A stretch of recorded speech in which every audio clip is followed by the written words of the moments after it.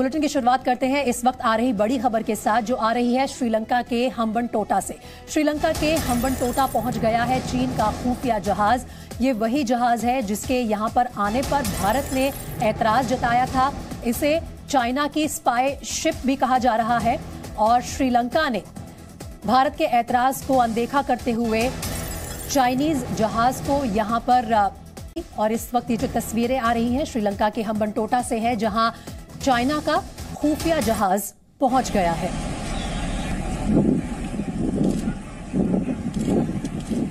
Yuan Wong का ये नाम का ये जहाज, इस वक्त इसका डेरा श्रीलंका के हम्बनटोटा पोर्ट पर है और भारत ने पहले भी ऐतराज जताया था कि श्रीलंका इस पोर्ट पर इस जहाज को आने की अनुमति ना दे, क्योंकि इसे चाइनीज स्पाई शिप भी बताया जा रहा है और इसके यहां आने से भारत ने ऐतराज। ये सैलून शॉप चलाकर ही साल में करोड़ों कमाते हैं। आपको कमाना है, इनसे सीखना है तो फ्रीडम ऐप को अभी डाउनलोड करो।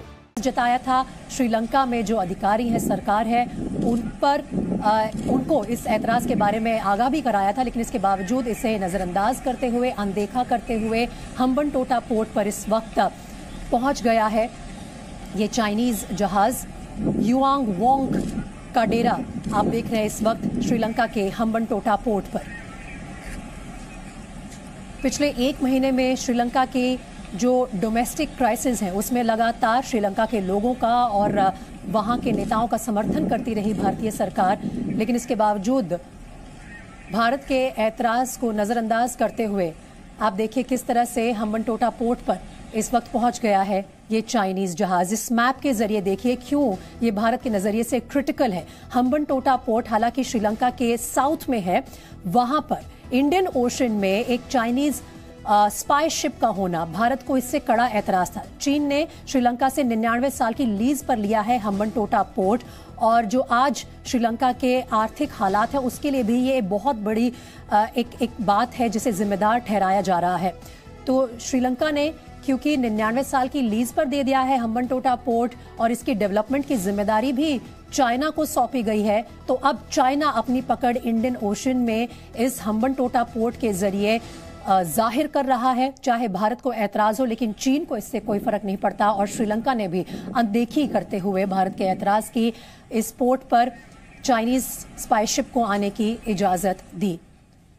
जासूसी जहाज इसे बताया जा रहा है चाइना का, और ड्रैगन के इस प्लान का जो पीछे इनकी जो पूरी रणनीति है वो भी साफ नजर आ रही है। ये देखिए किस तरह से सिर्फ कन्याकुमारी से 451 किलोमीटर दूर है हम्बनटोटा पोर्ट। युआन वोंग 5 करीब 750 किलोमीटर दूर तक निगरानी रखने की भी क्षमता रखता है, तो इंडियन ओशन में सीधा भारत पर नजर रखने के इरादे से कहीं ना कहीं हम्बनटोटा पोर्ट पर चाइना ने अपना ये स्पाई शिप प्लेस कर दिया है। और जो दूरी है कन्याकुमारी से हम्बनटोटा पोर्ट की वो महज 491 किलोमीटर की दूरी है। 25,000 टन की क्षमता रखता है। जियांगन शिपयार्ड में इसे रखा गया है और सैटेलाइट और मिसाइल ट्रैकिंग सिस्टम सब इस स्पाई शिप पर है। 222 मीटर लंबा है और कितना क्रिटिकल है ये भारत के लिहाज से, भारत की सुरक्षा के लिहाज से इसका अंदाजा लगाना इस सभी जानकारी के साथ काफी आसान है। श्रीलंका ने जहाज पहुंचने की इजाजत दी और चीन का जासूसी जहाज अब श्रीलंका में एंट्री कर चुका है। इंडियन ओशन में भारत के कन्याकुमारी पोर्ट से सिर्फ 451 किलोमीटर की दूरी पर तैनात है। 16 अगस्त को बंदरगाह पहुंच गया चीन का ये जहाज और ये यहाँ ना आए, इस पोर्ट पर ना खड़ा हो, इसके लिए भारत ने हर तरह से श्रीलंका को अपना ऐतराज जताया था। लेकिन इसके बावजूद आज जो ये तस्वीरें आप देख रहे हैं ये हम्बनटोटा पोर्ट से ही आ रही हैं। श्रीलंका के दक्षिण में है हम्बनटोटा पोर्ट और वहां पर पहुंच गया है ये चाइनीज जहाज जिसे चाइनीज स्पाई शिप भी कहा जाता है। हिंद महासागर में, इंडियन ओशन में जो चाइना की साजिश है भारत पर निगरानी रखने की, वो साफ नजर आती है युआन वोंग के इस डेरे से। युआन वोंग नाम है इस जहाज का जिसे हम्बनटोटा पोर्ट पर तैनात कर दिया है चाइना ने श्रीलंका की मदद से। तो अब आपको ग्राफिक्स के जरिए समझाने की कोशिश करते हैं कि भारत के लिए चिंता की बात क्यों है। युआन वोंग 5 सामान्य सैन्य जहाज बिल्कुल भी नहीं है। इसकी क्या खासियत है? हिंद महासागर में जहाजों की आवाजाही अब खतरनाक है। भारत के लिए चिंता की बात है। जहाज पर मिसाइल टेस्ट करना भी पॉसिबल है। चीन के लिए उतनी क्षमता है इस जहाज पर।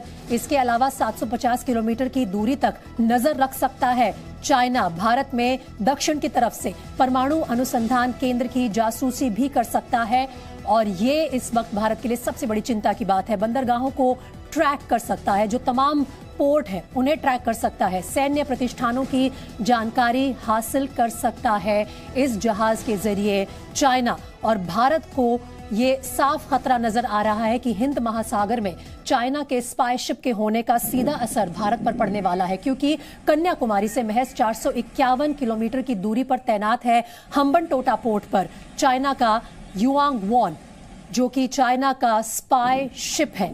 और जिस तरह की टेक्नोलॉजी से लैस है ये स्पाई शिप, इसके चलते भारत की चिंताएं काफी बढ़ गई हैं।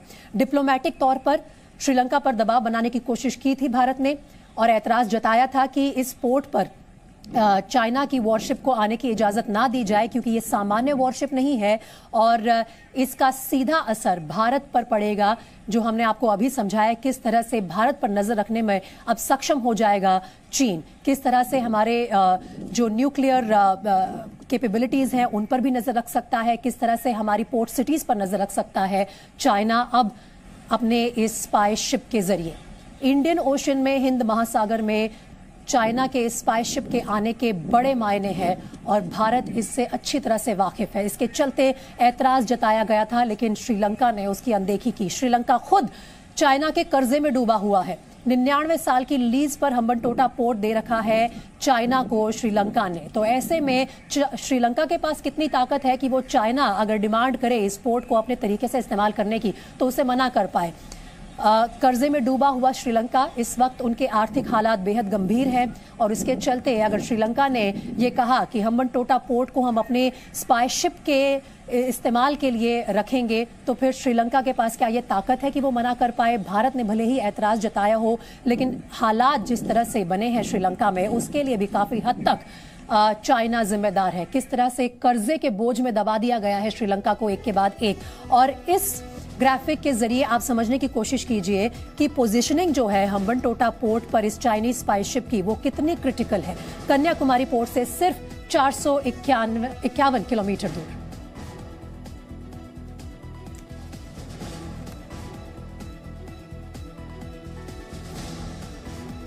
विदेश मामलों के जानकार रविंद्र सचदेव अब हमारे साथ बुलेटिन में जुड़ गए हैं। सर, बहुत स्वागत है आपका जी न्यूज में। सबसे पहले तो अभी थोड़ी देर पहले हम्बनटोटा पोर्ट पर पहुंचा है ये चाइनीज स्पाई शिप, इसके मायने हम समझना चाहेंगे। भारत को ऐतराज क्यों था और भारत के ऐतराज के बावजूद श्रीलंका क्यों नहीं रोक पाया इसे?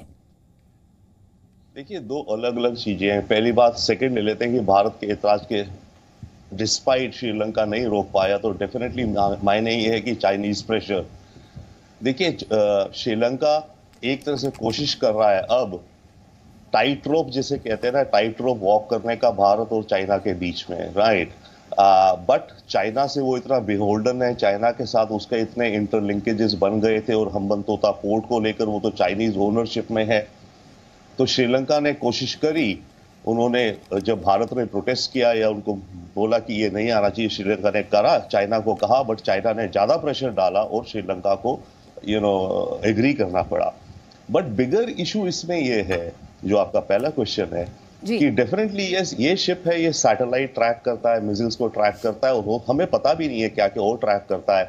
हो सकता है ये जो ओशन का जो सी बेड है उसकी भी मैपिंग करता है कि मिनरल्स कहाँ पर है, कितना गहराई है इत्यादि। बहुत इंपॉर्टेंट हो जाता है सबमरीन्स के लिए और अंडर वाटर ड्रोन्स के लिए, राइट। अब इसकी रेंज है, कहते हैं करीब 750 किलोमीटर। जहां ये खड़ा है वहां के आसपास 750 किलोमीटर के रेडियस में ये ट्रैक कर सकता है क्या इंस्टॉलेशन है, क्या रडार सिग्नल्स हैं, क्या इलेक्ट्रॉनिक सिग्नल्स हैं। ओके, बहुत अहम है। बट एक और चीज आप ये समझिए, हम्बनटोटा की जो इंपॉर्टेंस है, हम्बनटोटा ना होता तो ये शिप इतना यहां तक पहुंच के आगे ना जाता। मेरा पॉइंट ये है कि हम्बनटोटा तो एक बेस है, यहां से तेल पानी भर करके ये मानो हमारी बे ऑफ बंगाल में आएगा ये शिप, ओके, और बे ऑफ बंगाल में हमारे जो मैरीटाइम बाउंड्री है, मान लीजिए 12 किलोमीटर टेक्निकल होता है, 200 किलोमीटर इकोनॉमिक जोन होता है, उसके भी बाद बे ऑफ बंगाल में 250 किलोमीटर दूर खड़ा हो जाए ये शिप, हम कुछ नहीं कर सकते, कोई कुछ नहीं कर सकता, क्योंकि वो इंटरनेशनल वाटर्स हैं। हम्बनतोता की इंपॉर्टेंस ये होगी, आप समझिए ना, जैसे मानिए आपको दिल्ली से अगर आपको बॉम्बे जाना है तो आपकी गाड़ी में आधे रास्ते में आपको तेल दोबारा भरना पड़ता है ना। अगर आधे रास्ते में पेट्रोल पंप ना हो तो आप बॉम्बे तो जा ही नहीं सकते, आप इंदौर तक जाएंगे, वापस आ जाएंगे। हम्बनतोता पोर्ट ने क्या करा, एडवांटेज चाइना को दिया है कि चाइनीज शिप अब हम्बनतोता तक आ सकती हैं, वहां से रिफ्रेश रिफ्यूल होकर के इधर अरेबियन सी की तरफ भी जा सकती है, अनदर 1000 किलोमीटर, राइट। तो ये एक बेस कैंप बन गया है रिफ्रेश करने का चाइनीज शिप्स का। तो ये और भी बड़ा एक और फैक्टर है। इट्स नॉट दैट कि ओनली हम्बनतोता में खड़े होकर ये शिप ट्रैक कर रही है, इसका मतलब चाइना की, समझ रहे ना, कि रीच बढ़ गई है। अगर हम्बनतोता पोर्ट ना होता तो चाइनीज शिप मानो चाइना में जहां से भी आ रहा है तो आधे रास्ते तक ही आ पाता, फिर उसे वापस जाना पड़ता, क्योंकि तेल पानी नहीं है, क्रू का रेस्ट नहीं है, तो वापस जाना पड़ता। अब क्योंकि ये एक बेस कैंप बन गया है तो इस बेस कैंप तक चाइनीज शिप आ सकती हैं और यहां से अपने को रिफ्रेश करें। तो रविंद्र सचदेव जी, मोटा मोटी तौर पर इंडियन ओशन में खतरे का बिगुल बजा दिया है चाइना ने। अब इस खतरे को भारत कैसे हैंडल कर सकता है? क्या आने वाले समय में आप देख रहे हैं कि कन्याकुमारी पोर्ट पर भारत भी अपनी कोई वॉरशिप पोस्ट करेगा इस स्पाई शिप पर नजर रखने के लिए? किस तरह की कार्रवाई अब संभव है? नहीं, हमें तो केवल कन्याकुमारी पर अपनी वॉरशिप क्या पोस्ट करनी, हमें अपनी कैपेबिलिटी बढ़ानी है कि हम भी आगे हजारों मील जाएं इंडियन ओशन में, हम भी सैटेलाइट्स की ट्रैकिंग करें, हम भी अंडर वाटर देखें क्या हो रहा है। अभी तो समुद्र के ऊपर सैटेलाइट्स की बातें हो रही है ना, चाइनीज ड्रोन्स कहाँ आ रहे हैं ये पता नहीं, अंडर वाटर ड्रोन्स चल रहे हैं इस समय, वो आके हमारी बे ऑफ बंगाल के अंदर घूम रहे हैं, हमें पता ही नहीं होगा शायद। तो हमें अपनी कैपेबिलिटीज बढ़ानी है, इलेक्ट्रॉनिक्स, कम्युनिकेशन, ट्रैकिंग इत्यादि। हमारी भी एक शिप है इसी तरह की, चाहे इतनी कैपेबिलिटी ना हो, आई थिंक वो INS ध्रुव करके है, ठीक है। तो हमें भी एटलीस्ट अपने जितना हम दूर हो सके अपने एटलीस्ट बे ऑफ बंगाल में और अपने इधर अरेबियन सी में, बॉम्बे, दोनों कोस्ट की तरफ हम जितना दूर जाकर के खड़े होकर के ट्रैकिंग कर सके उतना हमारे को जरूरी है इस समय। जिस अंदाज में रविंद्र सचदेव जी, जिस अंदाज में अब चाइना ने हम्बनटोटा पोर्ट पर तैनाती की है अपनी स्पाई शिप की, क्या ऐसा कोई ऑप्शन भारत के पास है? क्या ताइवान की मदद से या जापान की मदद से हम भी चाइना के इतने करीब पहुंच सकते हैं? क्या ये एक पॉसिबिलिटी है आज के समय में चाइना की पावर देखते हुए? नहीं, देखिए, पॉसिबिलिटी में तो हम ऐसा कर सकते हैं, इतना पैसा क्यों खर्च करो कि हम अपनी समुद्री जहाज भेजो जापान के उधर, ताइवान के उधर। वैसे में बेटर ये है कि जापान से इंटेलिजेंस शेयरिंग कर लो, ठीक है ना। जापान इंटेलिजेंस गैदर तो कर रहा होगा वहां पर, या ताइवान कर रहा होगा, ताइवान को भी आप अलग रखिए, ओके, फॉरन है, पर जापान तो वहां पे पूरी साउथ चाइना सी या जितनी भी येलो सी या ईस्ट या सी ऑफ जापान में ट्रैकिंग कर रहा है चाइना की।